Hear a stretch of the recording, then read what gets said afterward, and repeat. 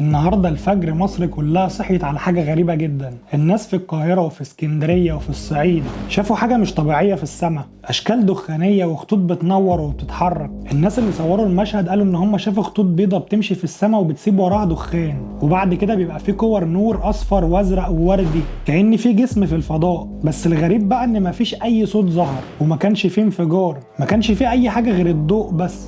طبعا الناس اترعبت وقعدوا يصوروا، وكل واحد من الناس طلع بتفسير شكل. ناس كانت بتقول ده تفعيل للدفاع الجوي المصري، وناس تانية بتقول ده استطلاع للكشف عن الإشعاع النووي في مفاعل ديمونة. بس كل ده للأسف مش صح. المعهد القومي للبحوث الفضائية قال إن دي ظاهرة اسمها سبيس جيلي فيش أو قنديل الفضاء، ودي ظاهرة بصرية مرعبة وغريبة بتحصل في السماء، وبتبقى غالبا وقت شروق الشمس أو غروبها بعد إطلاق صاروخ أو جسم بيمشي بسرعة كبيرة في الطبقات العليا من الغلاف الجوي. تعال أفهمك الموضوع أكتر. لما صاروخ يتضرب في وقت لسه مظلم قبل الفجر مثلا زي اللي حصل، الصاروخ ده بيطلع لعالي قوي فوق السحاب، في بقى طبقات من الغلاف الجوي بتوصل لها اشعه الشمس قبل ما الناس ما بتشوفها على الارض.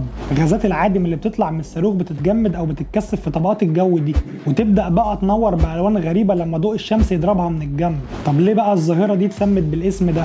لان شكل الدخان او الغازات بيبقى عامل زي شكل قنديل البحر، لان في ديل بيلتوي وساعات بيبقى في راس منوره اخضر او وردي او احمر. والظاهره دي على العموم مش اول مره تحصل، الظاهره دي اتوثقت بعد اطلاقات كتير زي صواريخ سبيس اكس الامريكيه واطلاقات صينيه وروسيه، ومؤخرا الصواريخ اللي احنا شفناها. وما تقلقش، الصواريخ دي بعيده عنا بمسافه كبيره، هي تبان قريبه بس هي بعيده جدا. بس في خبر مهم جدا عايزك تعرفه.